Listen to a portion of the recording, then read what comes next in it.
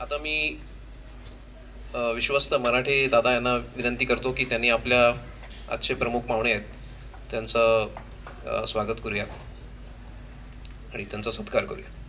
Sir please.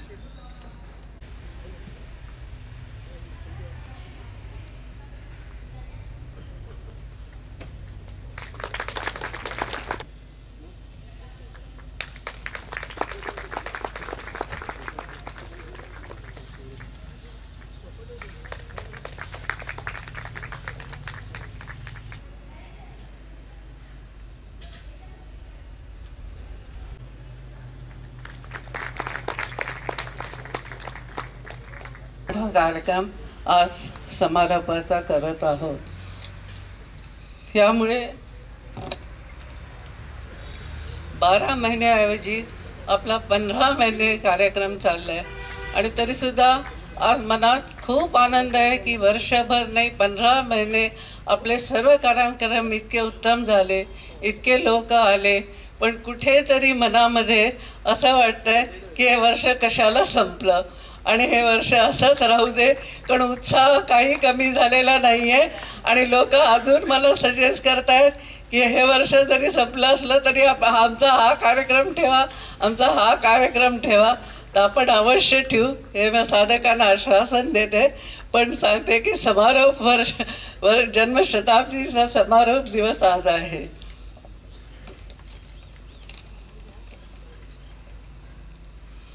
आपण पहिल्यांदा 6 सप्टेंबरला आईंचे गुरुच्या स्थानातनं आपण दिव्य जीवन संघ ऋषिकेशहून श्री बलदेवानंदजींना बोलवलं होतं. तसंच आईनं मार्गदर्शन ज्याने दिलं त्यापैकी श्री रामदास, काही लोक म्हणतात ते वडिलांसारखे आहेत, पण आमच्या मनामध्ये आईंचे वडील म्हणजे हरिओम बाबा, हरिओम आनंद बाबा. तर त्यामुळे आम्ही रामदासांना आईंचे भाऊ म्हणतो आणि रामदास स्वामींनी आईंची इतकी काळजी घेतली की आता तू आजारी पडणार आहे, आता तू हे घे, आता तू काही दिवस प्रवास करू नको, असं आईला नेहमी मार्गदर्शन आईला ध्यानामध्ये मिळत राहिलं. तर त्याचे प्रतिनिधी सज्जनगडचे अध्यक्ष आपण श्री दुर्गादासना बोलवलेलं होतं आणि त्यानंतरची गंमत म्हणजे की 8 तारखेला आचार्य निखिल आमच्याकडे येणार होते आणि त्यांना जो आम्ही मटेरियल पाठवलं होतं आणि जे काही त्यांच्याशी संभाषण होत होतं त्यांनी त्यांना आपल्याबद्दल आईबद्दल इतकी आत्मीयता झाली होती आणि 8 सप्टेंबरला ते येणार होते. पण त्यांची तब्येत खूप खराब झाली, ते येऊ शकले नाहीत आणि म्हणून आपण त्या दिवशी सर्वांनी आपण जसा महामृत्युंजयाचा जप करतो तो केला, व्हिडिओ काढला आणि तो त्यांना पाठवला. आणि त्या दिवशी अभय भंडारींना आपण बोलवलं आणि त्या दिवसाचा विषय होता सगुणाकडून निर्गुणाकडे. तर आज आपण परत त्याच विषयावरती आलेलो आहे, म्हणजे योगायोग पहा कसा काय आहे. आपण ह्या वर्षीचा आपला उद्देश होता की आपण जास्तीत जास्त लोकांपर्यंत पोचायचं. आपण प्रचार आणि प्रसार जसं समीरनी पहिल्यांदा सांगितलं की आई त्याच्या मागे नव्हत्या. आई म्हणाल्या की साधक थोडे असावेत पण साधना जास्त असावी. तर त्याप्रमाणे आपले जे जे साधक येऊ शकत नव्हते इथे कार्यक्रमाला त्यांच्याकरता विशेष कार्यक्रम म्हणजे आपण त्यांच्यापर्यंत पोचण्याचा ठेवला होता आणि तो म्हणजे श्री पादुका आपल्या घरी. त्याच्यामध्ये अहमदाबाद, औरंगाबाद, नंतर सातारा, सांगली, मिरज, पुणे इथे कार्यक्रम झाले आणि औरंगाबाद आणि दिल्लीला जे कार्यक्रम झाले ते 2004 नंतर आत्ता जाऊन मोठे कार्यक्रम झाले. तर हे कार्यक्रम आपण चालू ठेवायला पाहिजेत. त्याच्यात प्रदीप कुलकर्णी, रमेश चौधरी आणि निनादनी खूप मदत केली. तर हे कार्यक्रम आपण प्रत्येक केंद्रापर्यंत पोचवायला पाहिजेत, म्हणजे जे साधक येऊ शकले नाहीत तर तिथे जाऊन आपण पोचून जसं आई जात होत्या तसं आईंना पोचून तिथं सत्संग झाले पाहिजेत आणि ध्यान शिबिर वगैरे झाले पाहिजेत. हा प्रयत्न आपण चालू ठेवला पाहिजे. तसंच आपण आध्यात्मिक शिबिर करायचं ठरवलं होतं. ती शिबिरंसुद्धा आपली यावर्षी जास्त झाली नाहीत. प्रवचन झाली, आपण खूप संतांना बोलवलं, तर कुठलं काम होतं तर कुठलं राहतं, तर त्याप्रमाणे आपली शिबिराचं काम राहिलेलं आहे. तर ज्यांनी नावं दिलेली आहेत त्यांनी आध्यात्मिक शिबिरं ह्यावर्षी करावीत, त्याचे प्रयत्न करावेत. आणि आईंनी आपल्याला कौटुंबिक जीवनामध्ये राहून अध्यात्म मार्गावर जायला शिकवलेलं आहे, त्याची आपण परत परत आठवण करून दिली पाहिजे. आणि घरोघरी जाऊन त्याची आठवण करायला एकच म्हणजे त्याला आपल्याला एकच त्याचा उपाय आहे, ते म्हणजे की आपण शिबिरं वेगवेगळ्या शहरात जाऊन करायची. तर ते प्रयत्न आपण अवश्य करत राहिला पाहिजे.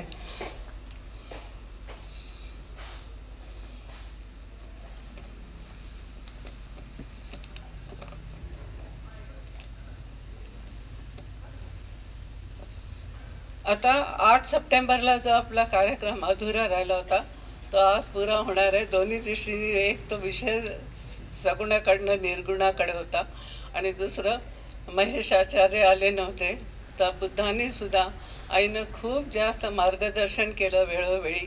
आणि त्यांचे प्रतिनिधी आज आपल्याकडे विपासना केंद्राहून महेश वाळवेकर आलेले आहेत, तर त्यांचा आता परिचय करून देतील आणि त्यांच्यानंतर त्यांचं मार्गदर्शन आपण ऐकू. हरिओम.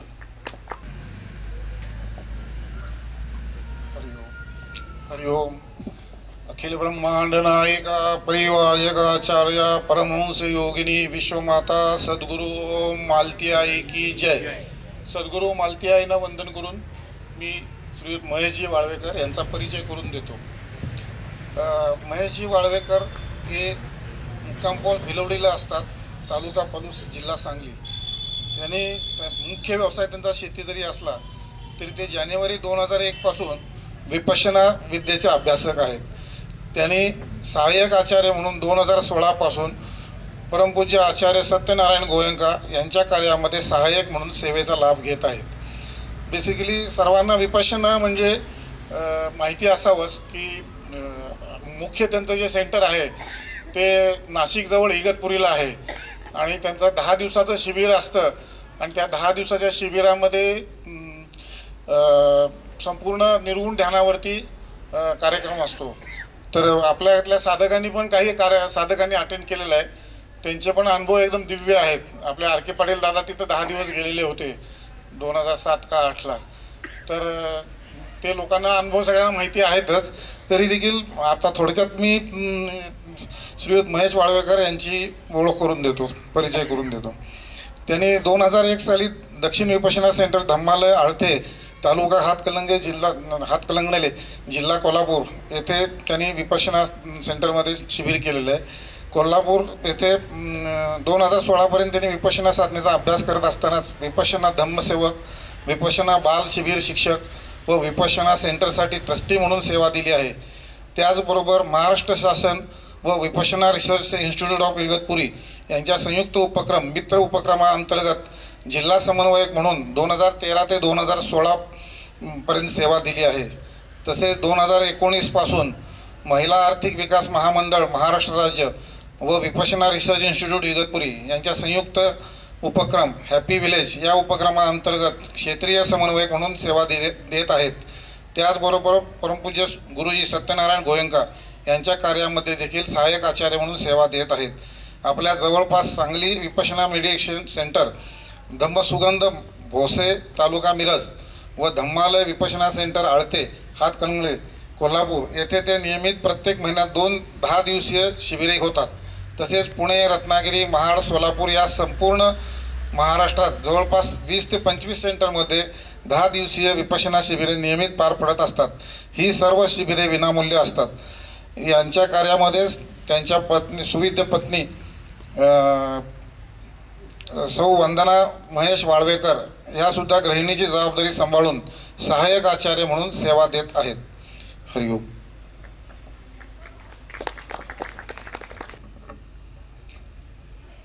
सर्वांना मनपूर्वक नमस्कार. आज मालती आई तीर्थस्वरूप मालती आई यांच्या जन्म शताब्दी समारोह सोहळ्याच्या निमित्ताने आपण इथं मला मार्गदर्शनासाठी बोलवलं आणि मगाशी ताईंच्या अध्यक्षीय भाषणामध्ये त्यांनी सांगितलं की योगायोग 8 तारखेचा. खरं तर याच्यामध्ये खूप योगायोग मला दिसत आहेत. तर सुरुवात करूया की परमपूज्य गुरुजी सत्यनारायणजी गोयंका जे आमचे मार्गदर्शन आहे, त्यांनी आम्हाला मार्गदर्शन केलं. तुम्हाला सुद्धा तीर्थस्वरूप आईंनी मार्गदर्शन केलं. तर योगायोगाची गोष्ट हे दोघेही ग्रही संत आहेत. हा एक चांगला योगायोग आहे. आणखीन दुसरा योगायोग सांगायचा झाला तर तीर्थस्वरूप आईंचं जन्मशताब्दी वर्ष तुम्ही साजरं करत आहात. त्याचबरोबर विपश्यना ऑर्गनायझेशन हे सुद्धा परमपूज्य गुरुजींचं जन्मशताब्दी वर्ष साजरं करत आहे. आता साम्य बघा काय आहे, योगायोग काय आहे. परमपूज्य आईंची जन्मतिथी आहे 20 सप्टेंबर 1923 आणि परमपूज्य गुरुजींची जन्मतिथी आहे 30 जानेवारी 1924.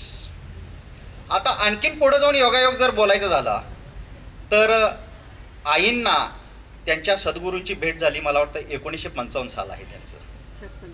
1955. आणि परमपूज्य गुरुजींना सुद्धा त्यांच्या सद्गुरूंची सयाजी उबाखीन यांची भेट ब्रह्मदेशामध्ये पहिल्यांदा झाली. ते साल सुद्धा 1955च आहे. म्हणजे किती योगायोग आहे हा. आपण ह्या योगायोगामधली कारणं शोधू शकत नाही, अज्ञात आहेत. हे जे काही आहे ते ज्यामुळे योगायोग घडलं त्यांना माहिती. तर असो, हा योगायोग याचसाठी असेल की ह्या भारतवर्षामध्ये परत एकदा अध्यात्माचं विश्व परत एकदा स्थापित व्हावं याच्यासाठीच हा असावं. कारण आज मी तुम्हाला इथं जे मार्गदर्शन करणार आहे ते मार्गदर्शन भगवान बुद्धांची जी शिकवण आहे याच्याविषयी आहे. कारण आईंना सुद्धा भगवान बुद्धांचं मार्गदर्शन मिळालं असं मी वाचलं. त्यांच्या आकाशात पतितं यथा गच्छति सागरम हा जो लेख आहे त्याच्यामध्ये. तर भगवान बुद्धांच्या शिकवणीविषयी फारसं बोलण्यापेक्षा त्यांची जी टेक्निक आहे, त्यांचं जे ध्यानविधी आहे याचा अभ्यास करत करत जर आपण पुढे गेलो तर आपल्याला भगवान बुद्ध फार सुंदररित्या समजतील. कारण कसं आहे, शब्द तर आपल्याकडे खूप आहेत, अनेक वाङ्मय आपल्याकडे असे भरून आहेत अध्यात्माचं वर्णन करणारे, आणि आपण अनेक शब्द आजपर्यंत वापरलेत पण रोजच्या जीवनामध्ये वापरतो. पण टेक्निक बाबतीत जे काही टेक्निक आहे, जे काही ध्यानविधी आहे याच्याविषयी आपल्याला फारच कमी माहिती आहे. जे काही आहे त्यांनी इथंपर्यंत आपल्याला आणून सोडलंय. पण भगवान बुद्धांच्या काळामध्ये कशा प्रकारे ध्यानविधी होती आणि त्याचं आजच्या जीवनामध्ये आजच्या जगामध्ये काय महत्व आहे हे पण आपल्याला समजावून घ्यावं लागेल. तर थोडंसं मी मागं जाईन, कारण आपल्याला बऱ्याच लोकांना माहिती आहे की भगवान बुद्धांची शिकवण जवळजवळ ह्या भारतवर्षामध्ये नाश झाली होती, नाहीशी झाली होती. कुठेही शिकवण नव्हती इथं. जरी भगवान बुद्ध ह्या भारतवर्षामध्ये जन्मले, जरी त्यांनी ह्या भारतवर्षामध्ये लोकांना सज्ञानी करण्याचं काम केलं, तरी सुद्धा काही कारणांनी या भारतवर्षामधून भगवान बुद्धांची शिकवण नाहीशी झाली. मग भगवान बुद्धांची शिकवण याच्या अगोदर नव्हती का? तर होती. भारतामध्ये ध्यान परंपरेमध्ये, अध्यात्म परंपरेमध्ये एक परंपरा आहे, त्याचं नाव आहे श्रमण परंपरा. श्रमण परंपरेमध्ये जे शेवटचे अभ्यासक होऊन गेले आणि ज्यांनी इतरांना त्याचा अभ्यास करायचं मार्गदर्शन केलं ते म्हणजे भगवान बुद्ध. आता ह्या श्रमण परंपरेचा इतिहास अगदी ऋग्वेदापासून सुद्धा होतो असं गुरुजी सांगतात, परमपूज्य गुरुजी, की त्यांनी त्याचा अभ्यास केला आणि त्यांनी वेळोवेळी आम्हाला मार्गदर्शन पण केलं की ऋग्वेदाच्या ऋषीपासून भारतवर्षामध्ये श्रमण परंपरेचा अभ्यास हा केला जात होता आणि भगवान बुद्धांपर्यंत हा अभ्यास सुरू होता. आणि त्यावेळेला भारत हा जगद्गुरू होता. आपल्याला माहिती आहे की नालंदा, तक्षशिला ही विद्यापीठं भारतातली आपल्याला माहिती आहेत. ती आता काही कारणाने नाश झाली, पण एक काळ असा होता की विश्वभरातली लोक या भारतवर्षामध्ये आध्यात्मिक ज्ञानासाठी यायचे आणि स्वतःमधलं ज्ञान वाढवून घ्यायचे. असा हा विश्वगुरू असलेला भारत याचं कारण म्हणजे त्यावेळी असलेली ही आध्यात्मिक संपदा आणि काही कारणानं त्याचा नाश झाला.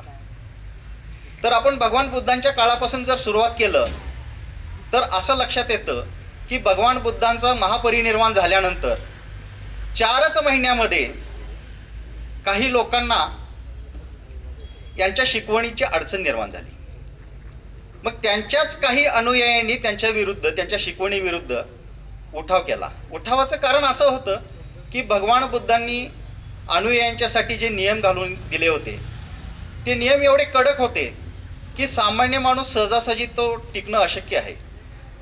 मग अशा ह्या नियमांच्या बद्दल पालन करायचं आणि परत त्याचा अभ्यास करायचा तर काही लोकांना ही कटकट वाटायची. मग काही लोक त्याविषयी उठाव निर्माण केला. मग त्यावेळी जे जाणकार होते त्यांच्या लक्षात असं आलं की हे जर असंच चालू राहिलं तर जी खरी शिकवण आहे, जी वैज्ञानिक आहे, ती ह्या भारतवर्षातून नाश व्हायला फार वेळ लागणार नाही. म्हणून मग त्यांनी काय केलं की त्यावेळच्या परंपरेप्रमाणे या शिकवणीचं एक संगायन केलं. संगायन म्हणजे काय तर त्यावेळी जे 500 अरहंत अनुयायी होते भगवान बुद्धांचे, त्यांना एकत्रित केलं आणि त्यांच्याकडून वेगवेगळ्या लोकांच्याकडून तो संदर्भ गायला गेला. त्याला संगायन म्हटलं गेलं. म्हणजे गायला गेला म्हणजे त्यावेळी लिखित स्वरूपात तर काहीच वाङ्मय नव्हतं. ते भगवान बुद्ध लोकांना उपदेश देत होते, प्रवचनातून मार्गदर्शन करत होते आणि त्यांच्या अनुयायी ते ऐकत होते. आणि एकाने सांगायचं की असा असा उपदेश या वेळेला भगवानाने दिला आणि दुसऱ्याने त्याला अनुभव, हा बरोबर आहे, तुम्ही जे म्हणताय ते बरोबर आहे. अशा प्रकारे एकमेकांना कन्फर्मेशन देत हा संगायन झालं.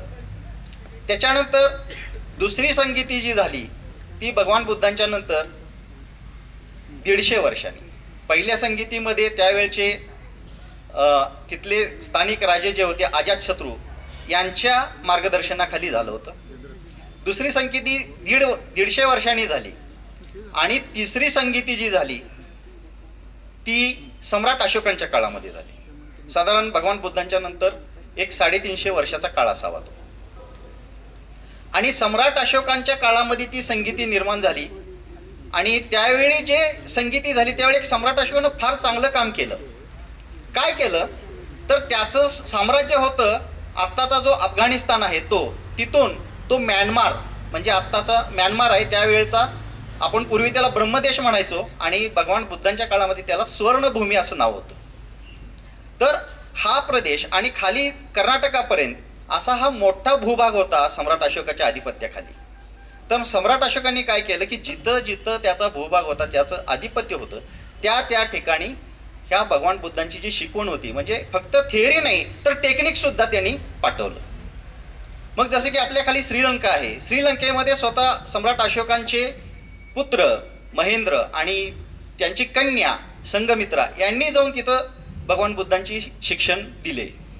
तिथं ती लोकांच्याकडून प्रॅक्टिस पण करून घेतलं. तसंच आपल्या इथला म्यानमारचा आत्ताचा देश, त्यावेळची स्वर्णभूमी, इथं 2 अरहंत, एक सोण आणि दुसरा उत्तर, या दोघांनी ही शिकवण नेऊन ब्रह्मदेशामध्ये तिथल्या लोकांना मार्गदर्शनासाठी दिली.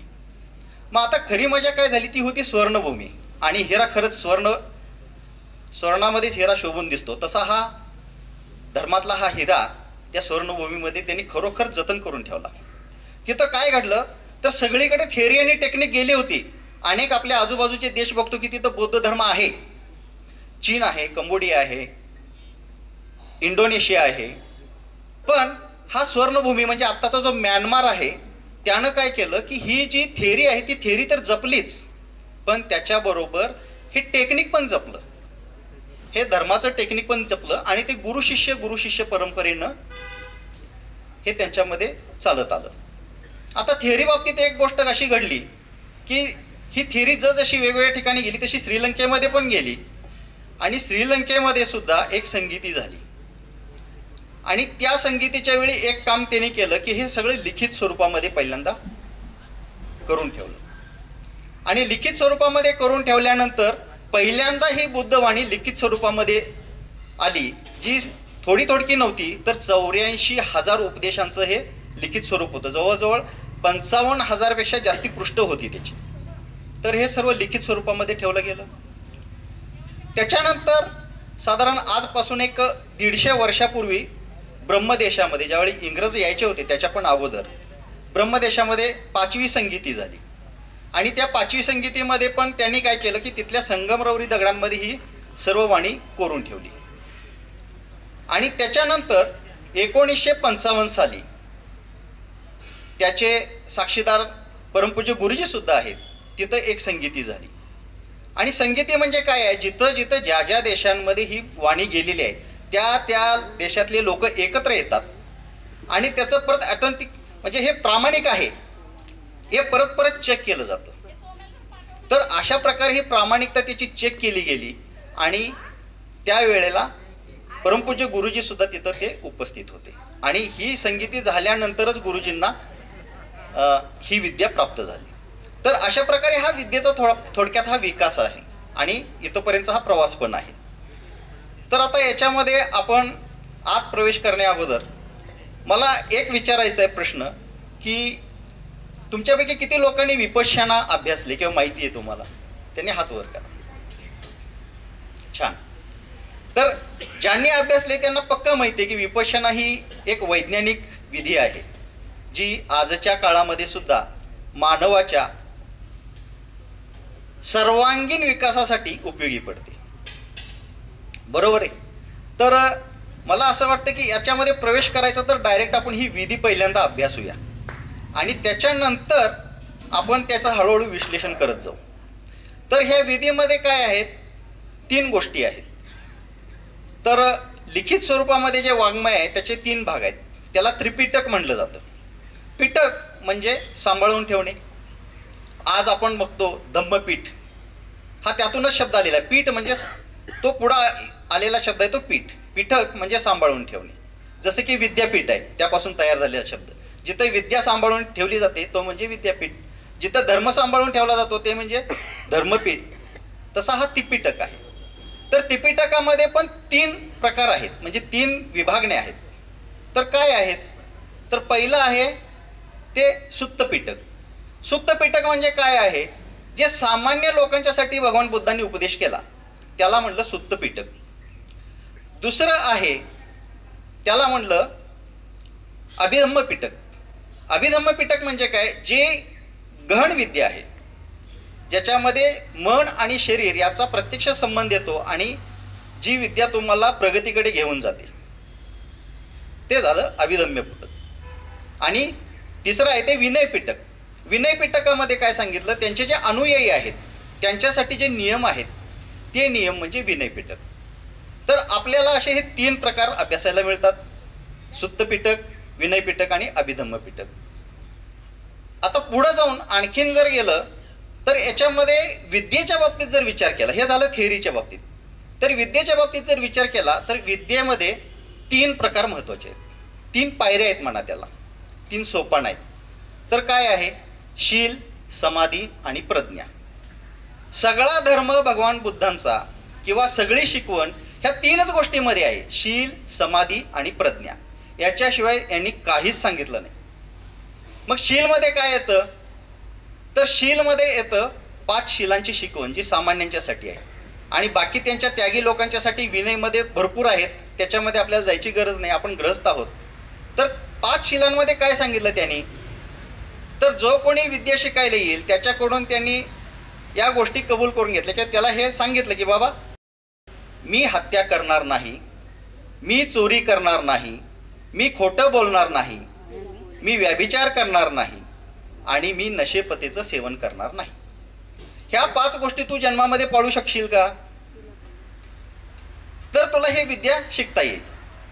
मग कोणी व्यक्ती म्हणेल की ठीक आहे मला विद्या शिकायची आणि याची जर अट आहे तर मी हे शील पालन करायला तयार आहे. मग शीलमध्ये हे झालं, त्याला म्हटलं गेलं परियत्ती. परियत्ती म्हणजे जे लिखित स्वरूपामध्ये, आता याच्यामध्ये आपण वाचून सुद्धा हे शील घेऊ शकतो. कोणी घरी राहून हे वाचलं आणि चला आजपासून मी हे पालन करणार आहे तर परियत्तीमधून हा शील घेऊ शकतो. आता पुढची शिकवण त्यांची आहे ती म्हणजे हे शील पालन करण्यासाठी काय हवंय, तर मनाची ताकद हवी. मग मनाची ताकद असेल, मनामध्ये कंट्रोल असेल तरच शील पालन करणार. जर मनावरतीच कंट्रोल नसेल तर तो पालन कसं करेल. एखादा व्यसनी माणूस म्हणेल की चला आजपासून मी माझं व्यसन सोडतो, हा तो अगदी भावुक होऊन म्हणतोय, त्याला खरोखर प्रामाणिकपणे सुधारायचं पण आहे, पण बिचारायचं मन ताब्यात नाही आहे, तर तो सुधारणार कसा? तर त्यासाठी पहिल्यांदा त्याचं मन ताब्यात येणं गरजेचं आहे. तर त्याला म्हणलं पटीपत्ती. पटीपत्तीमध्ये काय शिकवलं जातं की मनाला एकाग्र करून मन ताब्यात घेण्याची ही विद्या, हे शिकवलं जातं. आणि थोडक्यात त्या विद्येचं नाव काय आहे? आनापान सती. अगदी सोपी विद्या आहे. आनापान म्हणजे काय? 2 शब्द आहेत, आन आणि अपान. आन म्हणजे काय? जो श्वास आत येतो, नैसर्गिक श्वास, त्याला म्हणायचं आन, आणि जो नैसर्गिक श्वास बाहेर जातो त्याला म्हणायचं अपान. आन, अपान, आणि पुढं शब्द ठेवला सती. सती म्हणजे काय? जागरूकता, सावधानता. कशाविषयी जागरूकता, कशाविषयी सावधानता? तर आपला जो नैसर्गिक श्वास आत येतो, आपला जो नैसर्गिक श्वास बाहेर जातो, याच्या विषयीची सावधानता म्हणजेच आनापान सती. समजलं? इतकं सोपं आहे. तर ही विधी मन एकाग्र करण्यासाठी त्यांनी शिकवली. आणि दुसरं पुढची जी पायरी आहे धर्माची, प्रज्ञेमध्ये, प्रज्ञा म्हणजे प्रत्यक्ष ज्ञान. आता कशाचं ज्ञान?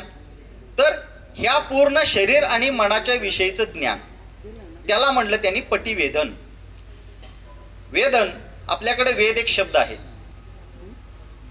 वेद हा कुठून आला? तर वेदन मधूनच वेद निर्माण झाला. वेद म्हणजे काय किंवा वेदन म्हणजे काय? एखाद्याला म्हणतो आपण वेदवाणी. वेदवाणी म्हणजे काय? वेदन मधून निर्माण झालेली वाणी म्हणजे वेदवाणी. आणि वेदनचा खरा अर्थ असा आहे, एक्सपिरियन्स, अनुभव. म्हणजे शरीर आणि मन याच्या विषयीचे जे काही अनुभव आहेत आणि त्याच्याविषयी जे काही अनुभवता येतं, त्या सगळ्या गोष्टीला वेदन म्हणू शकतो आपण. आणि हे वेदन एखाद्याला मिळालं, हा अनुभव एखाद्याला मिळाला, आणि त्यातून त्याला जे ज्ञान मिळालं आणि त्यानं मार्गदर्शन केलं, तर ती वेद होऊ शकते, ती वाणी वेद होऊ शकते. तर अशा प्रकारे हे वेदन शब्द आहे. तर मला असं वाटतं की आपण पहिल्यांदा एक 10 मिनिटाचं हे ध्यानाचं प्रॅक्टिस करावं असं वाटतं. तुमची सगळ्यांची तयारी आहे का? करायचं का? ज्यांची तयारी आहे त्यांनी हात वर करा. कारण भगवानाने सांगितलंय, जर समोरच्याची विद्या घ्यायची इच्छा नसेल तर त्याला देऊ नका. तर तुमची सगळ्यांची तयारी आहे आणि मला खरोखर आनंद झालाय, कारण आज तुम्ही एक वेगळ्या प्रकारच्या गोष्टीमध्ये प्रवेश करणार आहात. तर हे जे आनापान सतीची विद्या शिकायची आहे, तर त्याच्या अगोदर आपल्याला शीलमध्ये प्रवेश तर करावाच लागणार, बरोबर आहे? तर आपण सर्वजण शीलवान आहात, तरी सुद्धा परत एकदा मी एक शील म्हणेन आणि त्याच्यानंतर तुम्ही मागोमाग त्याला अनुमोदन द्या, म्हणजे माझ्या मागोमाग म्हणा. तर मी म्हणेन आणि तुम्ही मागोमाग ते म्हणायचं आहे. मी हत्या करणार नाही, मी खोटे बोलणार नाही, मी चोरी करणार नाही, मी व्यभिचार करणार नाही, मी नशेपतेचं सेवन करणार नाही. बस हे एकदा आपल्याला आतून आपण स्वीकारलं की आपण पुढची पायरी पार करायला काहीच अडचण नाही. तर मला असं वाटतं की फार वेळ न घेता पहिल्यांदा आपण ती काय विद्या आहे हे समजावं. ही विद्या जी आहे ही परमपूज्य गुरुजींच्या आवाजात पूर्वी होती, पण 2011 साली मित्र उपक्रम आला इथे, आणि मित्र उपक्रम आल्यानंतर महाराष्ट्रातल्या सर्व विद्यार्थ्यांना ही विद्या शिकवण्याची गरज निर्माण झाली. आणि ती मूळ हिंदी भाषेमध्ये होती आणि त्याची गरज ओळखून परत त्याचं ट्रान्सलेशन मराठीमध्ये करावं लागलं. त्यामुळे याच्यामध्ये हा अनुवादित विद्या आहे आणि शेवटचा जो भाग आहे मंगलमैत्रीचा तो परमपूज्य गुरुजींचा आहे. तर मी फारसा वेळ न घेता आपण विद्येला चालू करायचं आहे. आणि याच्यामध्ये एकच आहे, गुरुजी ज्याप्रमाणे सांगतात त्याप्रमाणे फक्त करायचं आहे. आपण आहे त्या स्थितीतच बसायचं आहे, वेगळं आसन काही घ्यायची नाही गरज सध्या तरी. ज्यांनी चष्मा लावलेला आहे त्यांनी चष्मा काढून ठेवायचा आहे, सूचना चालू झाल्यानंतर, आत्ता नाही. आणि आपला जो नैसर्गिक श्वास आहे त्याला फक्त ऑब्झर्व करायचा आहे, तो जसा आहे तसा. ठीक आहे?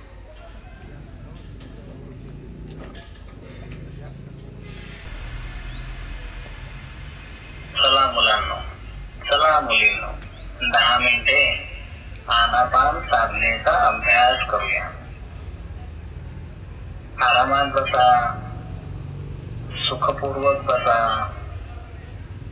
कंबर, पाठ, मान सरळ ठेवा. डोळे बंद ठेवा. ध्यानाच्या वेळी नेहमी डोळे बंद राहायला हवे.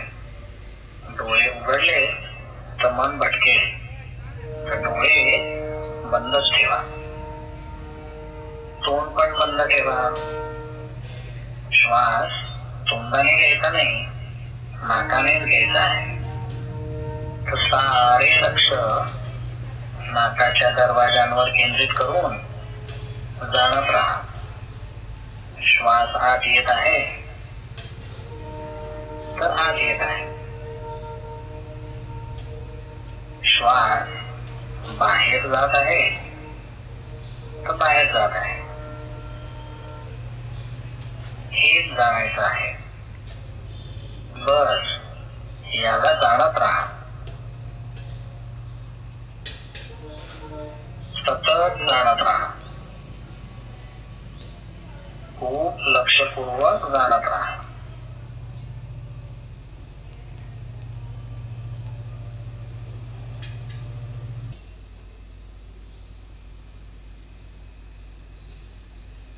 मनाला नाकाच्या दरवाजांवर टिकवून ठेवा. घट्टपणे टिकवून ठेवा. एका पहारेकराप्रमाणे, एका द्वारपालाप्रमाणे खूप जागरूक, खूप सावधान. एक पण श्वास नकळत आत येता कामा नये.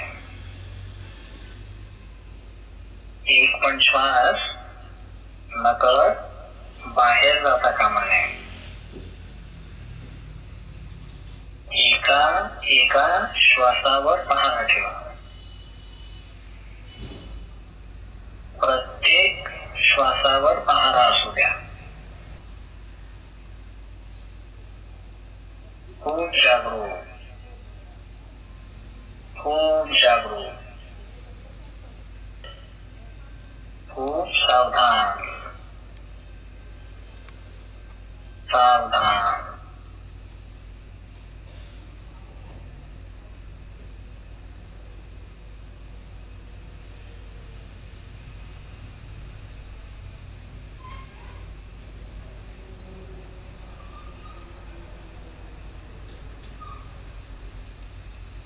आपल्या श्वासाप्रती सावधान. श्वासाच्या येण्या जाण्याप्रती सावधान.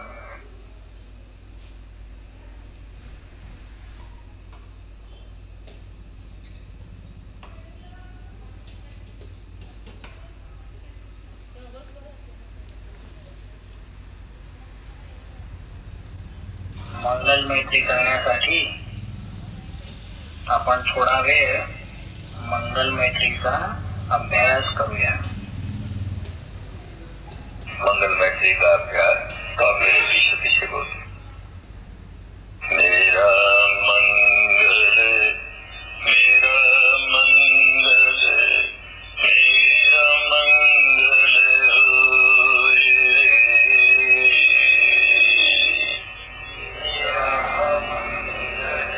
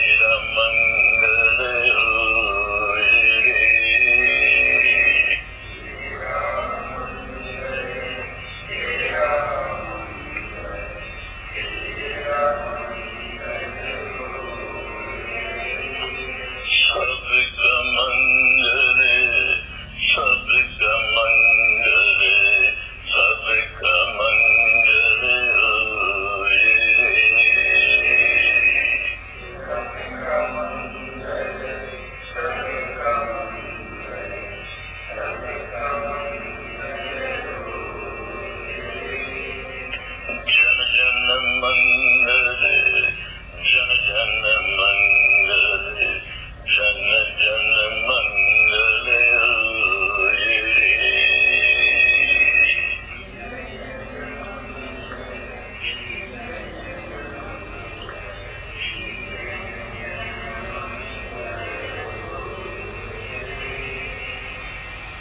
खूप मंगल हो, खूप कल्याण हो, खूप भला हो.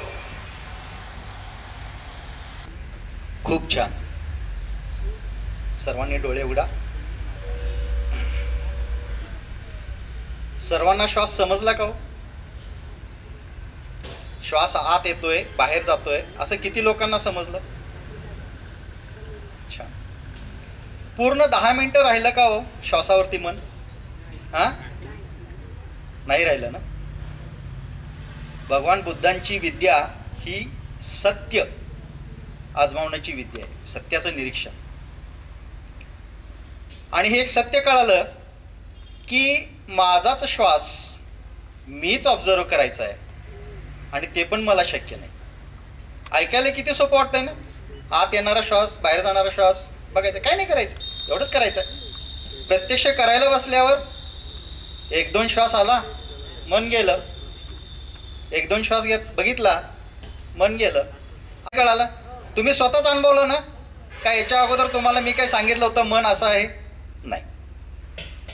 तर आता सांगाल का मन कुठे गेलं होतं? ज्यांना ज्यांना वाटलं की मन भटकलं, कोणी एक सांगेल का कुठे गेलं होतं मन? कोणी सांगेल? कुठलाही विचार आला असेल ना, कुठेतरी गेलं असेल मन. इथं नव्हतं म्हणजे नक्की कुठेतरी गेलं होतं. कुठे गेलं होतं? विचारात गेलं होतं ना. हा, कुठे गेलं ताई? आम्ही विवेकानंदांचे प्रतिनिधी सुजाता दळवीनं बोलवलं होतं. हा, तर ते मी मेन्शन करायचं विसरले. माझं तिकडे गेलं. ओके. आणि कोणाचं मन गेलं? हा, प्रवासात. करेक्ट. हा, सांगा. म्हणजे मन भटकतं हे सत्य आहे, बरोबर आहे. भटकतं म्हणजे ते कुठं जातं? एकतर भूतकाळामध्ये जाईल, नाहीतर वर्तमान भविष्य काळामध्ये जाईल, बरोबर आहे. ते वर्तमान काळामध्ये थांबायला तयारच नाही. आणि आपल्याला जगायचं कुठं आहे हो? आपण भूतकाळामध्ये जगू शकतो का? भविष्य काळामध्ये जगू शकतो का? आपल्याला जगायचं आहे कुठं? वर्तमान काळामध्ये.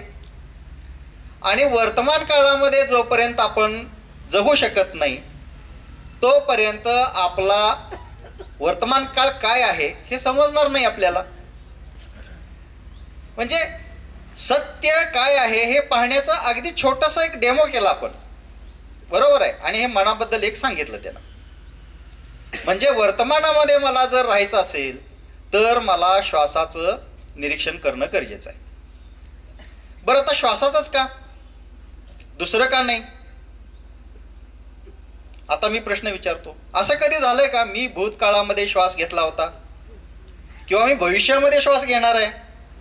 श्वास ही जन्मापासून आणि मरेपर्यंत नेहमी सतत चालणारी एक क्रिया आहे आणि याच्यावरती आपलं आधिपत्य नाही आहे, नैसर्गिक क्रिया आहे. आणि या नैसर्गिक क्रियेवरती आपला कोणताही आधिपत्य नाही. आणि याचं जर आपण निरीक्षण करायला चालू केलं तर आपल्याला हळूहळू आपल्यातला निसर्ग समजायला सुरू होईल. हा काही चमत्कार नाहीये, हे सत्य आहे.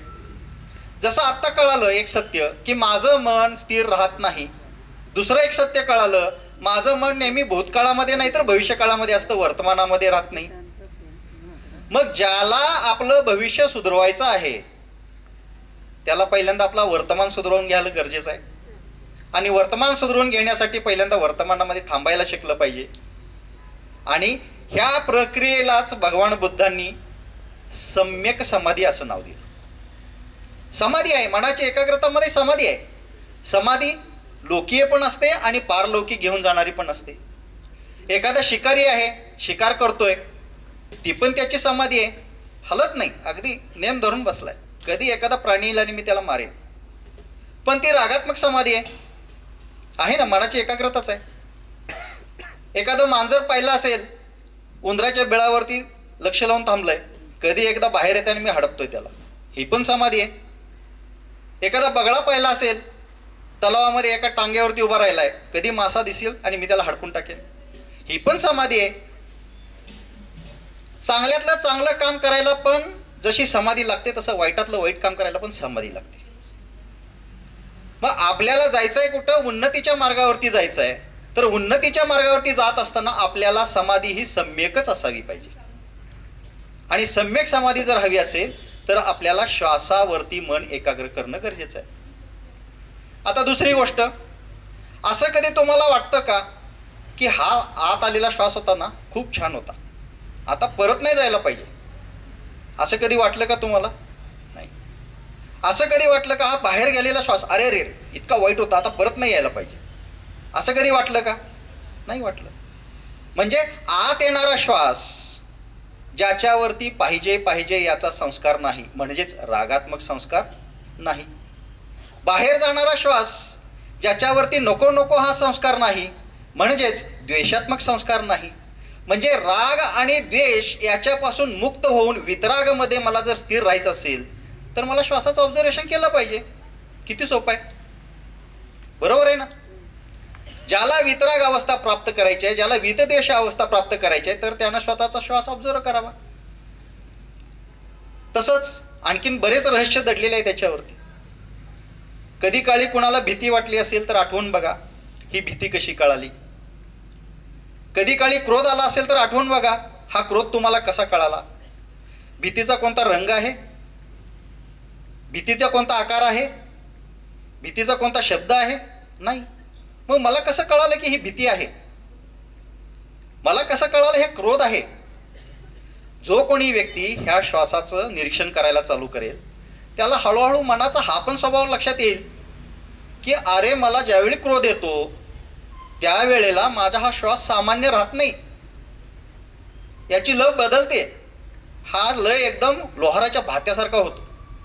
बघा, भीती आली हे कळालं त्यावेळी जर एखाद्याचं निरीक्षण केलं किंवा स्वतःच जरी निरीक्षण केलं, क्रोध आला हे कळालं तर क्रोधाच्या वेळेला तो माणूस सामान्य नसतो, असा धापत असा त्याचा श्वास चाललेला असतो.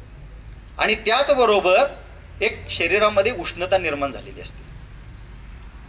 तसंच भयाच्या वेळेला तो श्वास कंप होतो, थरथरतो आणि शरीर अगदी थंड होतं. म्हणजे बघा, आता मी कितीही जरी ठरवलं की मी भयभीत राहणार नाही, मी क्रोधी होणार नाही, हे मी मनात ठरवलं, पण प्रसंग असा घडला की मला 2-4 गोष्टी कोणाकडून तरी ऐकाव्या लागल्या, पटकन मला क्रोध आला. पण मी ठरवलंय ना, ठरवलं हे कोणी ठरवलंय? माझ्या बुद्धीने ठरवलंय. पण बुद्धीचा थोडाच याच्यावरती आधिपत्य आहे? नाही, हा निसर्ग आहे. आणि हा निसर्ग जो आहे तो त्याच्या पद्धतीनंच वागतो. त्याला माहिती नाही हा जंगलीच आहे, त्याचं ते जंगली मन त्या पद्धतीनंच काम करतं. आता त्या जंगली मनाला जर पालतू बनवायचं झालं, जसं जर एका हत्तीला, जंगली हत्तीला जर पालतू बनवायचं झालं तर त्याला ट्रेनिंग द्यावं लागतं ना, त्याशिवाय तो पालतू थोडाच होतो.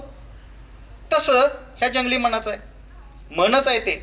जसा हत्ती सामर्थ्यवान आहे आणि त्याची जर ताकद योग्य करण्यासाठी नाही वापरली तर विध्वंसच आहे. आणि तोच जर ट्रेंड केला गेला आणि त्याची ताकद जर विधायक कामासाठी वापरली तर माणसासाठी उपकारकच आहे.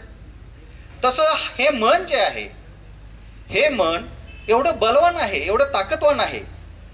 जर याला आपण जंगली राहू दिलं तर आपल्या जीवनामध्ये विध्वंसच आहे त्याच्याकडून. आणि त्याला जर आपण पालतू बनवलं म्हणजे काय? ट्रेनिंग दिलं त्याला, प्रत्यक्ष त्याचं आधिपत्य आपल्याकडे घेतलं, तर मात्र आपल्या जीवनामध्ये प्रगती व्हायला वेळ लागत नाही. आणि हे आपल्या जीवनाच्या अधोगती आणि प्रगती कोण ठरवतं? आपल्यामधले विकार. आपल्यामध्ये जे विकार आहेत आपल्याला माहिती आहेत, आपल्यामध्ये अनेक संस्कार भरलेले आहेत. द्वेष आहे, क्रोध आहे, मोह आहे, मत्सर आहे, ईर्ष्या आहे, वासना आहे, अनेक क्रोध आहेत, अनेक वासना आहेत. ह्या सगळ्याच्या सगळ्या आपल्यामध्ये एकवटलेल्या आहेत. आणि ह्या सगळ्यांना घेऊन आपल्याला जगायचं आहे. आणि त्यांच्याशी आपलं काहीही करार नाही, लिकापट्टी नाही आहे. ते कधीही कुठेही कसंही उद्भवतात आपल्यासमोर.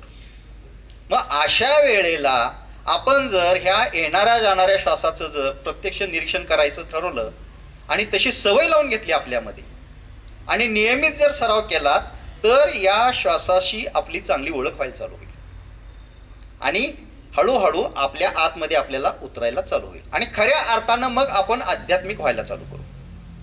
कारण अध्यात्म याचा अर्थ काय? दोन शब्द आहेत त्यात, अध्ययन आणि आत्म. आत्म म्हणजे स्वतःचं अध्ययन म्हणजेच अध्यात्म हो. आणि काय असतं अध्यात्म म्हणजे? आणखी काय असतं? जो स्वतःचं अध्ययन करतो तोच आध्यात्मिक आहे. तर हा आध्यात्मिक प्रवास आपल्याला सुरू करायचा असेल तर पहिल्यांदा स्वतःचा अभ्यास करणं शिकलं पाहिजे. तर आता हा स्वतःचा अभ्यास करणारा मार्ग काय आहे? काय म्हटलं त्याला भगवान बुद्धांनी? तर भगवान बुद्धांनी त्याला नाव दिलं, त्याचं नाव आहे आर्य अष्टांगिक मार्ग. आर्य अष्टांगिक मार्ग प्राचीन भाषा आहे, ऐकायला थोडंसं नवीन वाटतं. आर्य आर्य ह्या शब्दाबद्दल आपल्या मनामध्ये अनेक कल्पना असतील, पण मूळ जो त्याचा शाब्दिक अर्थ आहे तो आपण त्याच्या विरोधार्थी शब्द एक समजावून घेऊ. अनार्य. आर्यच्या विरुद्ध अनार्य. अनार्य म्हणजे काय? तर अनार्य म्हणजे प्राचीन भारतामध्ये ज्याला विद्येचं ज्ञान नाही, ज्याला वागण्याचं तारतम्य नाही, थोडक्यात ज्याला कॉमन सेन्स नाही, असा व्यक्ती म्हणजे अनार्य व्यक्ती, अडाणी थोडक्यात. आणि तोच खरा अर्थ आहे. हा शब्द पुढं जसा भाषेचा प्रवास होत गेला तसा हिंदीमध्ये, आजच्या हिंदीमध्ये अनारी अनारी होत अनाडी झाला. आणि आपल्या महाराष्ट्रामध्ये सुद्धा आपण एखादा गावंढळ असेल किंवा ज्याला काही कळत नाही त्याला म्हणतो अडाणी आहे रे, अडाणी आहे रे. म्हणजे ज्याला माहीत नाही कसं वागायचं, कसं जगायचं, अशी व्यक्ती म्हणजे अनार्य.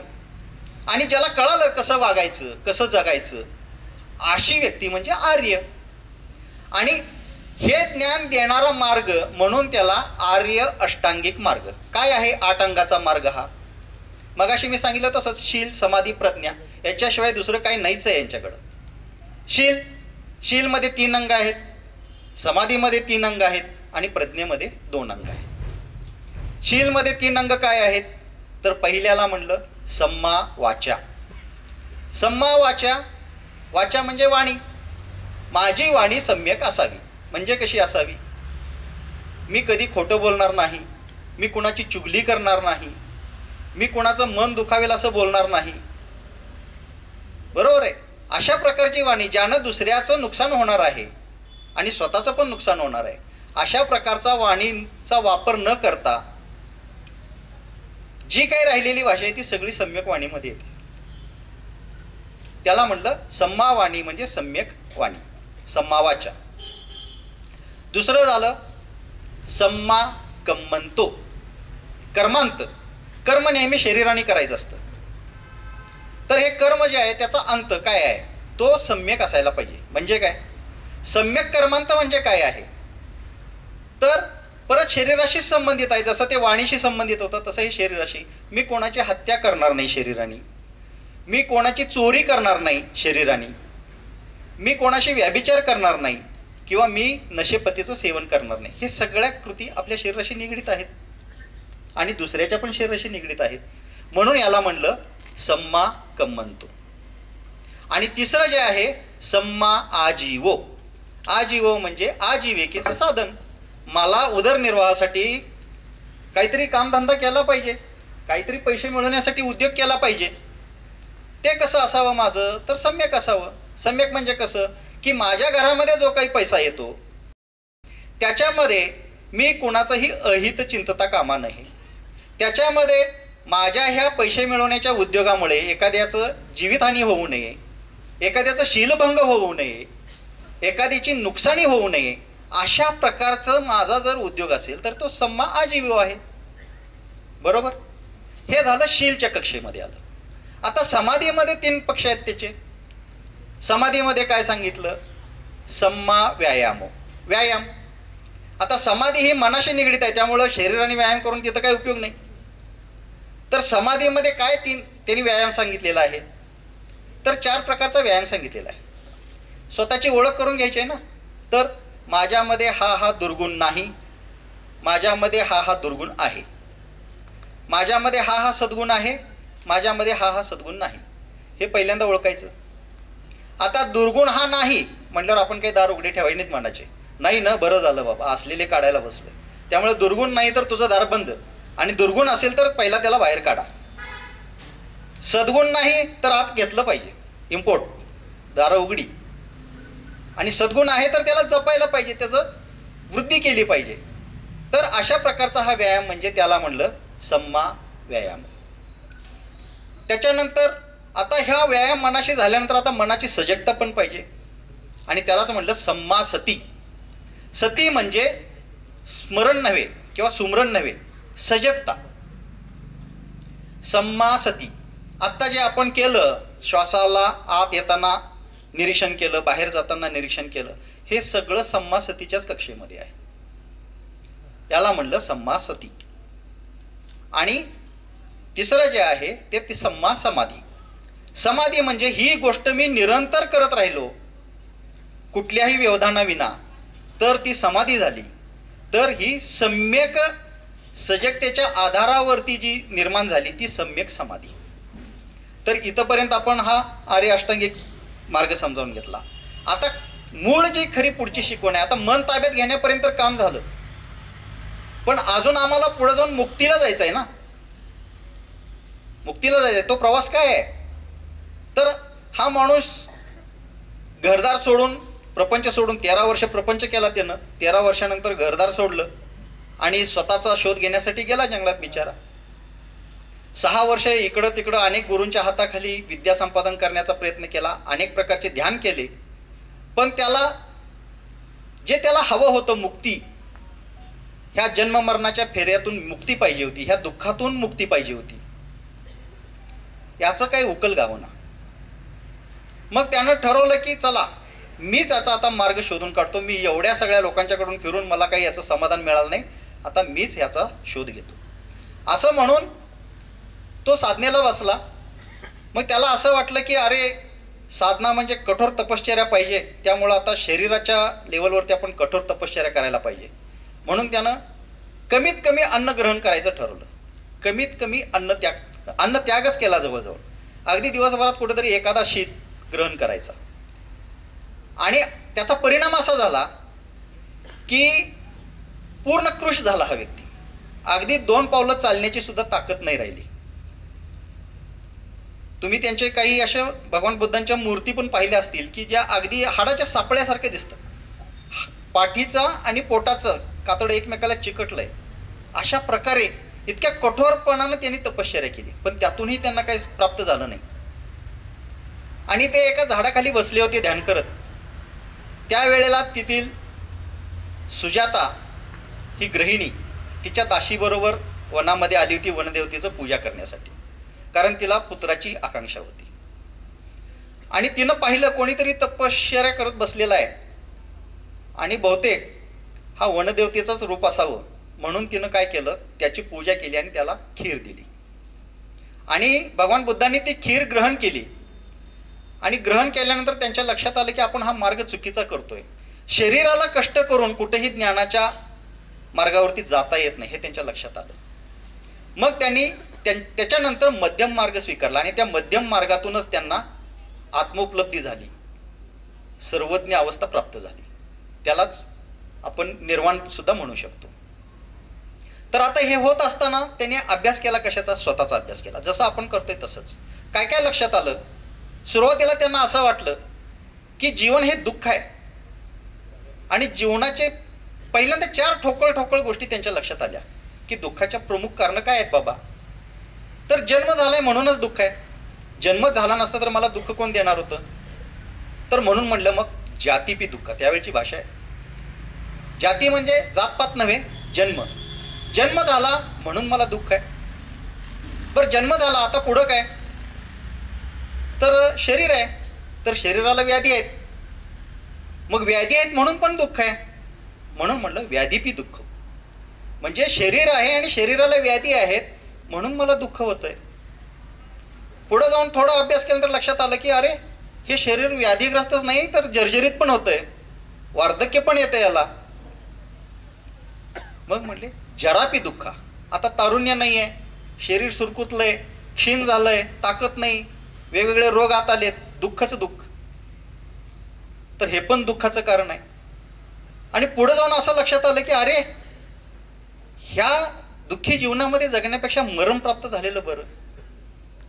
आणि खरोखरच एखाद्या व्यक्तीला जर मरण आहे असं कळालं तर तो सुखी राहील का? नाही. त्याला अन्न पाणी गोड लागणार नाही. ते पण एक दुःखाचं कारण आहे. म्हणून म्हणले मरणंपी दुःखम. म्हणजे ठोकळ दुःखाचे 4 कारण लक्षात आले की जन्म होणं दुःख, व्याधिग्रस्त होणं दुःख, वार्धक्य येणं दुःख आणि मरण येणं दुःख. आणखीन खोल अभ्यास करत गेला. पुढे त्याला कळालं.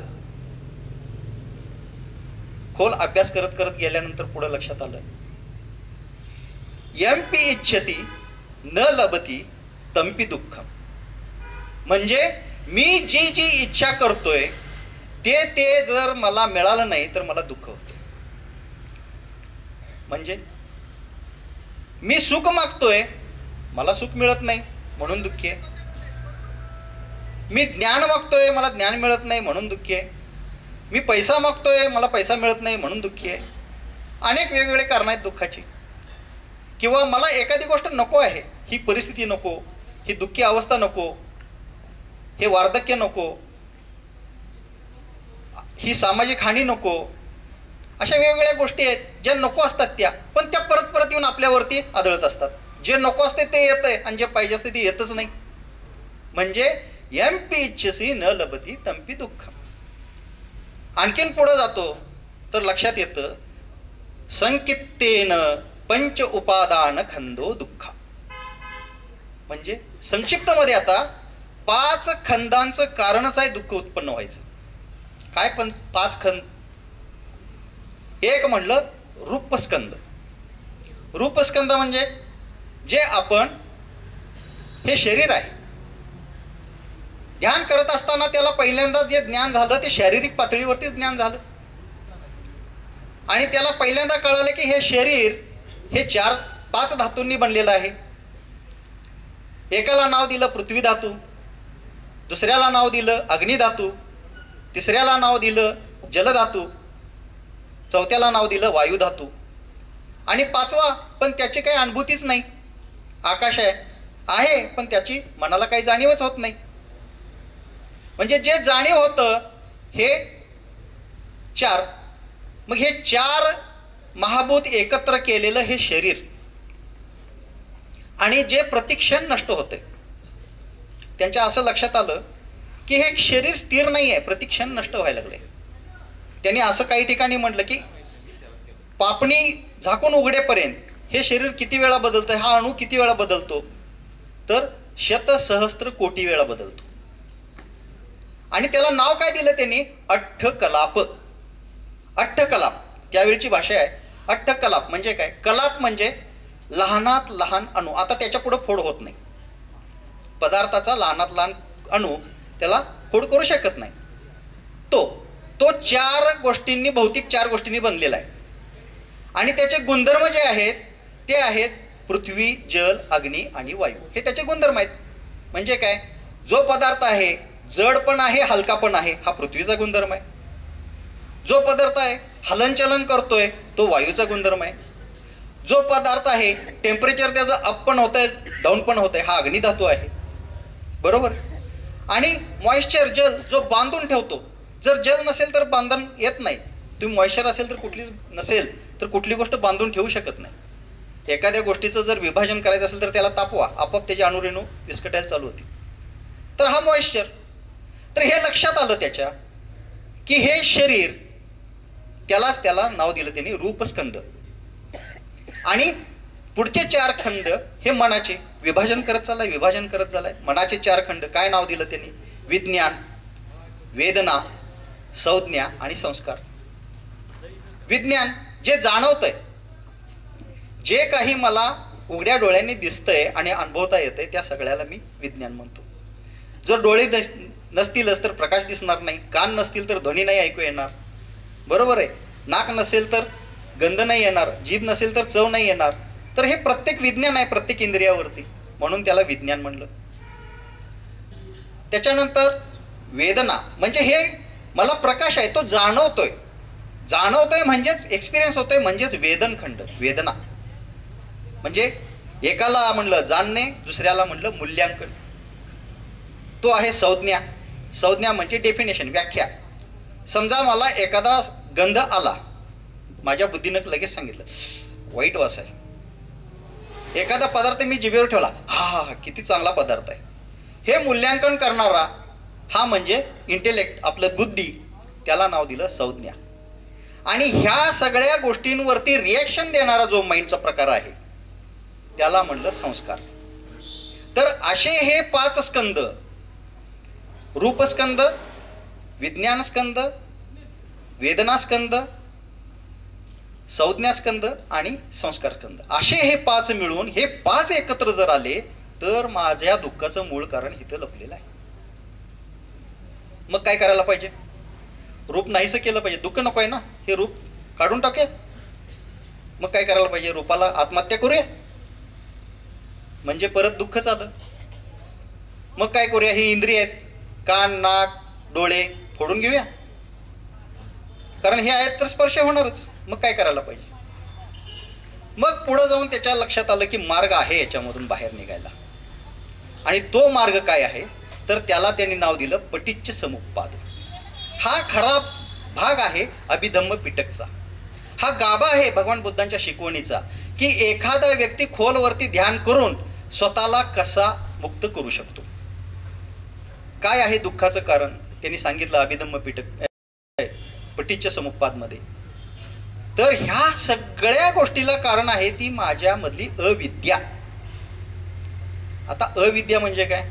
शाळा शिकला नाही म्हणून, कुठल्या कॉलेजमध्ये गेला नाही म्हणून. अविद्या म्हणजे काय?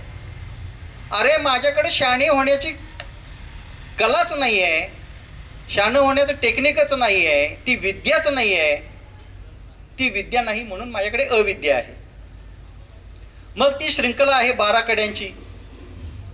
काय आहे? अविद्या पच्चया संघारा. म्हणजे अविद्या असेल तर संस्कार हा येणारच. जगातली कुठलीही ताकद त्याला रोखू शकत नाही. संगार पच्चया विज्ञाना. संस्कार जिथं जिथं आहे तिथं तिथं विज्ञान हे येणारच. जगातली कोणतीही ताकद त्याला रोखू शकत नाही. विज्ञान पच्चया नाम रूप. नाम म्हणजे मन आणि रूप म्हणजे हे शरीर. जर विज्ञान असेल तर नाम आणि रूप, शरीर आणि मन यांची एकत्रित धारा ही निर्माण होणारच. त्याला जगातली कोणतीही ताकद तुम्ही थांबवू शकत नाही. नाम रूप पच्चया षडायतन. षडायतन म्हणजे हे 6 इंद्रिय काय आहेत? कान, नाक, जीभ, त्वचा, डोळे, मन. हे जे इंद्रिय आहेत हे 6 इंद्रिय आहेत. हे 6 इंद्रिय आहेत. तर पुढची पायरी षडायतन पच्चया फस्स. म्हणजे हे 6 इंद्रिय जर असतील तर कोणत्या ना कोणत्या गोष्टीचा मला जीवन जगत असताना स्पर्श हा होणारच. मी थांबवूच शकत नाही. हे माझ्या हातातच नाही स्पर्श न होणे. मग षडायतन पच्चया फस्स, फस्स पच्चया वेदना. स्पर्श झाला तर त्याची जाणीव मला होणारच. स्पर्श झाला तर त्याची जाणीव होणार, त्याच्यापासून माझी सुटका नाही. आणि स्पर्श तर होणार, जगणं आहे तर स्पर्श होणार. आणि स्पर्श झाला तर वेदना हा येणारच, जाणीव होणारच. वेदना पच्चया तणहा. तणहा म्हणजे तृष्णा, अपेक्षा, पाहिजे पाहिजे, नको नको. तृष्णेमध्ये दोन्ही आले, राग पण आला, द्वेष पण आला, पाहिजे पाहिजे पण, नको नको पण, हे दोन्ही संस्कार आले. तणहा पच्चया उपादान. उपादान जुनी भाषा आहे, ज्याला आसक्ती म्हणतो आपण, की आता ह्याला मी सोडूच शकत नाही. कंडिशनिंग माइंड, आसक्ती. तर उपादान पच्चया भव. भव म्हणजे बिकमिंग. तर बनणं आलं, परत परत बनणं आलं. जर उपादान असेल, तणहा असेल तर उपादान आहे, उपादान असेल तर भव आहे. आणि भव पच्चया जाती. जाती म्हणजे जन्म. जर भव असेल तर हे बिकमिंग, बिकमिंग हे जन्म आहेच. तर एवमे तस्स केवलस्य दुःख खंदस्य समुदयो होती. म्हणजे हे सगळं जे आहे हे दुःख स्कंदाचा समुदय आहे. मग आता काय करायला पाहिजे? कसं यातनं मुक्त व्हायचं? तर त्यांच्या लक्षात आलं की अविद्या तर आहे माझ्याकडं, अविद्या आहे, कबूल आहे. विज्ञानाला मी रोखू शकत नाही, विज्ञान माझ्या हातात नाही, निसर्गाच्या हातात आहे.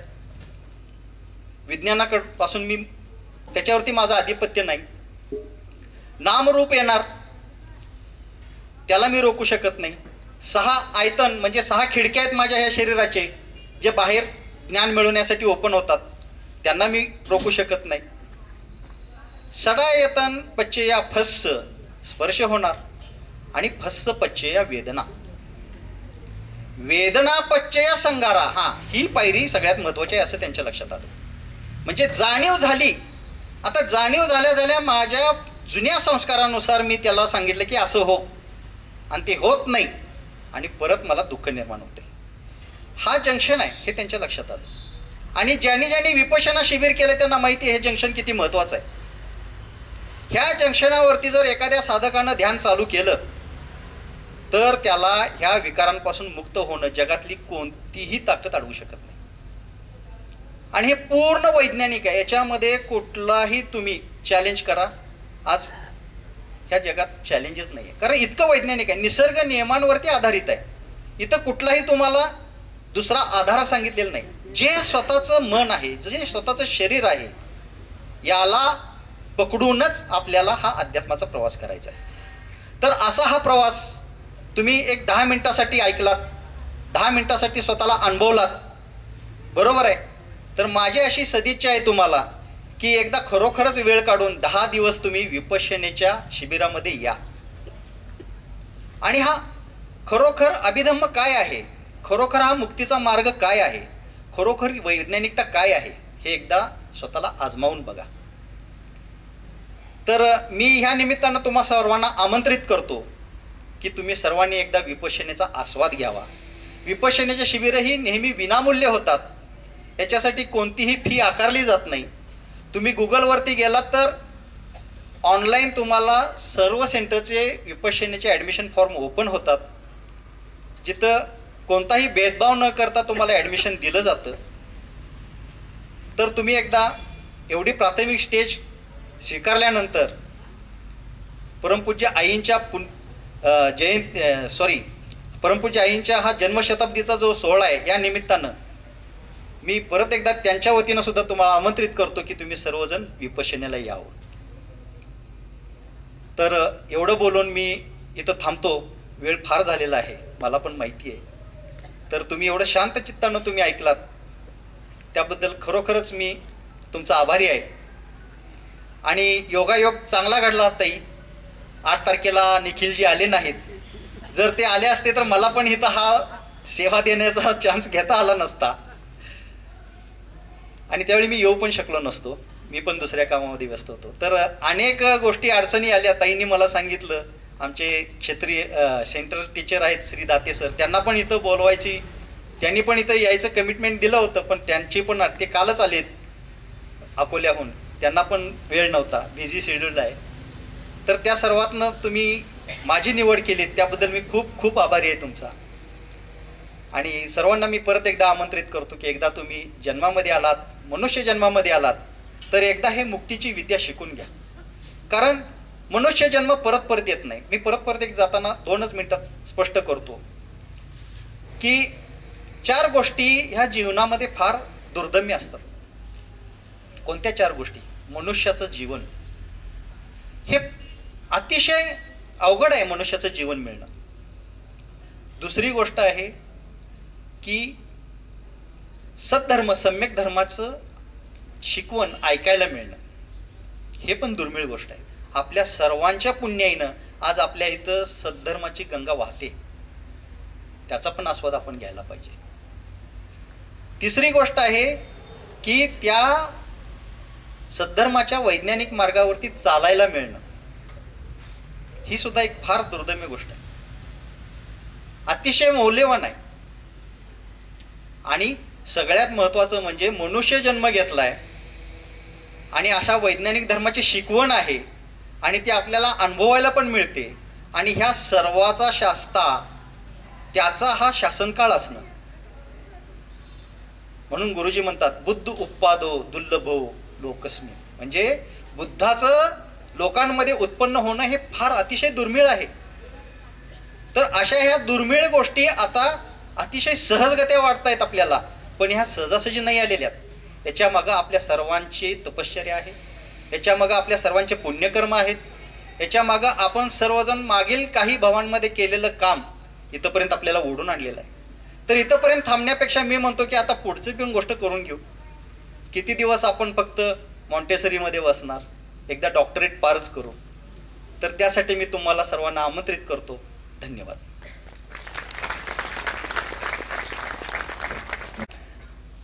सर, खरंच एक वेगळा अनुभव होता. नेहमी म्हणजे प्रवचन किंवा मार्गदर्शन ऐकतो, पण त्याच्यामध्ये ध्यानाचा एक अनुभव खरंच वेगळा होता. आणि तुमचे आभार. तुम्ही कसले आभार मानता? आम्ही आभार मानतो की तुम्ही आलात आणि आम्हाला एक छान माहिती दिलीत. सरांनी आधी भगवान बुद्धांच्या म्हणजे इतिहासाबद्दल माहिती दिली. ॲक्च्युली इतिहास जाणणं खूप जरुरी असतं, कारण त्याचा संदर्भ आपल्याला समजला की ही जी चिरकालीन ही जी शिकवण आहे ती कशी टिकली इतके वर्ष. म्हणजे जी 5वी संगती आली, जी सम्राट अशोकाच्या वेळी 150 वर्षापूर्वी आली, त्याच्या आधीपासून हा चालत आलेला प्रवास आहे आणि तो चिरकालीन आहे आणि त्यामुळे तो टिकला आणि ती शिकवण अजूनही ती आपल्याकडे आहे. सरांनी धम्मपीठ म्हणजे पीठ या शब्दाचा सांभाळून ठेवणे हा जो एक अर्थ आहे तो त्यांनी त्याबद्दल माहिती सांगितली. त्याच्यानंतर त्रिसुक्ती जी शील, समाधी आणि प्रज्ञा याच्याबद्दल पण खूप छान नवीन माहिती होती ही आणि त्यांनी खूप सोप्या शब्दात सांगितली. आणि त्याचं जे प्रॅक्टिकल एक्झाम्पल घेतलं त्यांनी श्वासावरचं नियंत्रणाचं आणि त्याच्यामुळे ते समजायला खूप सोपं पडलं. अनापान सती म्हणजे हे एक आपले जे नैसर्गिक श्वास घेण्याची हे आहे आणि सती म्हणजे जागरूकता, याच्याबद्दल पण त्यांनी खूप छान समजावून सांगितलं आणि त्याचा अनुभव आपल्याला थोड्याफार का प्रमाणात होईना पण तो आला. एक योगायोग मी असं म्हणेन की परमपूज्य मालती देवी आपल्या सद्गुरू ह्या पण नेहमी सामूहिक ध्यानावरती भर द्यायच्या. त्या नेहमी सांगायच्या की सामूहिक ध्यान केलं पाहिजे आणि आज तो अनुभव आपण घेतला की त्यांनी पण तोच प्रयोग आपण इथे केला. त्याच्यानंतर अध्यात्म ह्या शब्दाचा पण अर्थ खूप छान की स्वतःचं अध्ययन म्हणजे आत्मअध्ययन, यालाच अध्यात्म असं म्हणतात, हेही सरांनी सांगितलं. आणि त्याच्यानंतर भगवान बुद्धांचा स्वतःचा प्रवास कसा झाला, त्यांची ध्यानमार्गामधली प्रगती कशी झाली, कशी त्यांनी स्वतःहून एक्सपेरिमेंट करत गेले आणि त्याच्यानंतर त्याच्यामधनं ते अनुभव घेत, स्वतःचा अनुभव घेत ते करत गेले. जसं आपण हे स्वतःच्या आपल्या डोळ्यासमोरच उदाहरण आहे की आपल्या आईंनी पण तसाच प्रयोग केला. त्यांनी संसारात राहून हा मार्ग स्वीकारला आणि त्यांनी ही या अलौकिक साधना केली. सो सर, खरंच तुमचे आभार आणि नक्कीच आम्ही याच्यावर विचार करू. आणि ह्याच्यामध्ये मी असं म्हटलं की खूप योगायोग दिसत आहेत, खूप सभ्यता दिसते. तर तुम्ही जे आम्हाला मार्गदर्शन केलं त्याबद्दल संस्थेतर्फे मी आपले आभार मानतो. आभार प्रदर्शनाच्या पूर्वी एक महत्त्वाचं हे आहे की मी त्यांच्या आज पत्नी इथे आलेल्या आहेत, तर मी त्यांना विनंती करतो की त्यांनी कृपा करून व्यासपीठावर यावं आणि मी अध्यक्षांना विनंती करतो की त्यांचा सत्कार करावा.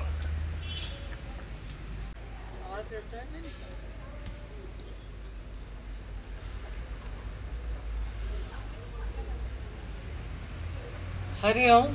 आवाज येतो? आवाज येतो सर्वांना? आपण आचार्यजींचा, सरांचा मान केला आणि त्यांच्याबरोबर त्यांच्या पत्नीचा मान नंतर करतोय, कारण आपण स्त्रीचंही वैशिष्ट्य स्थान मानतो. दुसरं आपण म्हणजे आम्ही खास कर आईंनी जेव्हा मार्गदर्शन करायला सुरुवात केली त्यानंतर घरच्या लोकांना काय काय सहन करावं लागतं याचा आम्ही भरपूर अनुभव घेतला आहे.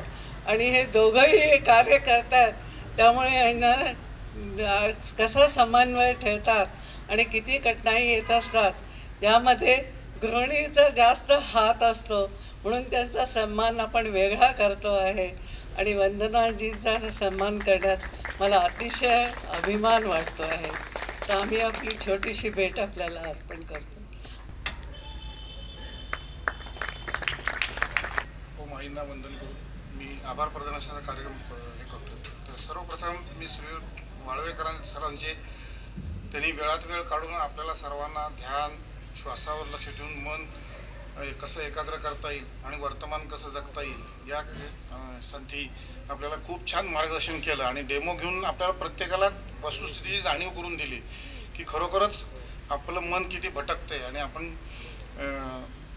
एके ठिकाणी स्थिर राहू शकत नाही. तर त्याबद्दल मी सर्वप्रथम त्यांचे आभार मानतो. तसाच हा कार्यक्रम यशस्वी करण्यासाठी साधक बंधू भगिनी, या कार्यक्रमाचे संयोजक, त्यांच्याबरोबरची सतत काम करणारी राबणारी टीम, कार्यकारिणी मंडळ, तपोवन सेना, जी सर्व आपली यंग जनरेशन आहे, यंग ब्रिगेड, या सर्वांचे मी मनपूर्वक आभार मानतो. कारण प्रत्येक कार्यक्रम यशस्वी होण्यासाठी त्यांचा खूप मोठा हातभार आहे. त्याचप्रमाणे अध्यक्ष, उपाध्यक्ष व विश्वस्त मंडळी, तसेच मंडप व्यवस्था, लायटिंग व्यवस्था, सर्व लांबून आलेले ज्येष्ठ साधक व बंधू भगिनींनी, तसंच ह्या कार्यक्रमाचे सूत्रसंचालन करणारे समीर गुळवणे, तसेच व्हिडिओ व साऊंड सिस्टीमसाठी समीरला मदत करणारे तेजस बेलसरे यांचेही मी आभार मानतो. व अध्यक्षांच्या परवानगीने नंतर आपल्याला साऊंड सिस्टीमसाठी सहाय्य करणारे साऊंड सिस्टीमचे कर्मचारी आणि या सर्वांचे मी मनपूर्वक आभार मानतो आणि कार्यक्रमाचं समाप्तीकडे